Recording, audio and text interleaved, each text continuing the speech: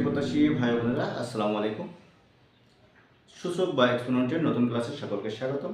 আজ আমরা আলোচনা করব টাইপ 3 এর প্যাটার্ন 6 এর সমস্যা নিয়ে। সরলীকরণের প্যাটার্ন 6 এ যে অঙ্কটা আছে সেটা সম্পর্কে আমরা আলোচনা করব। আমরা যে অঙ্কটা লিখে রাখছি সেটা দেখতে পাচ্ছি 14তম নিবন্ধনে আসছিল। 14তম নিবন্ধনে যে অঙ্কটা আসছিল সেটা নিয়ে আলোচনা করব। এখানে আমরা দেখতে পাচ্ছি প্রথমে একটা রুট দেওয়া আছে, তারপর আরেকটা রুট, তারপর আরেকটা রুট, তিনটা রুট দেওয়া আছে। তিনটা রুটের পরে রুটের ভিতরে দেওয়া আছে x to the power minus 1 into y, y to the power minus 1 into y, z to the power minus 1 into x। তো এই ক্ষেত্রে আমি লিখতে পারি যদি a to the power root a into root b into root c এরকম হয়ে থাকে, তো এটা সম্পর্কে আমি প্রথমে লিখতে পারি তিনটাকে একটার ভিতরে এনে a b c এভাবে লেখা যায়। এটা সূচকে, বাস্তব সংখ্যার ক্ষেত্রে এই সূত্রটা আছে সূচকের ক্ষেত্রে। তো সেক্ষেত্রে আমরা এখানে যেটা আছে সেটাকে প্রথমেই কাজ করব, প্রত্যেক সবগুলো একটা রুটের ভিতরে নেব।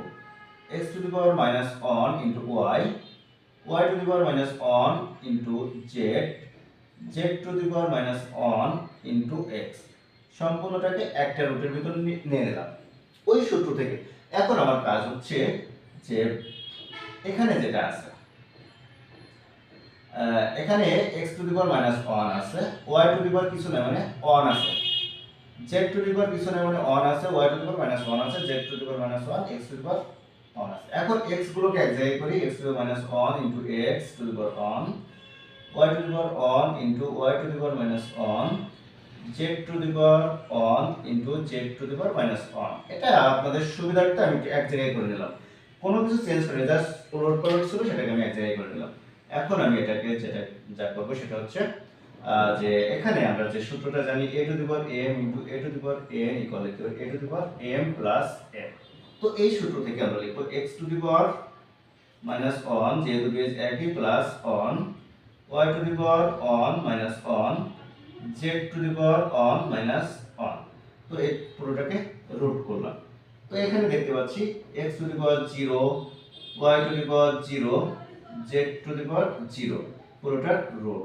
তো কোনো কিছুর পাওয়ার যদি 0 হয়, আমরা টাইপ 2 তে যখন অঙ্ক করছি তখন কিন্তু জানি যে কোনো কিছুর পাওয়ার 0 হলে সেটা সমান 1 হয়। তাহলে 1 ইনটু 1 ইনটু 1 টু দি পাওয়ার এই যে রুট থাকলো, তাহলে তিনটা 1 গুণ করলে 1 এর রুট, 1 এর রুট করলে আমরা জানি 1 হয়, অর্থাৎ এই সমাধানটার অ্যানসার হচ্ছে 1।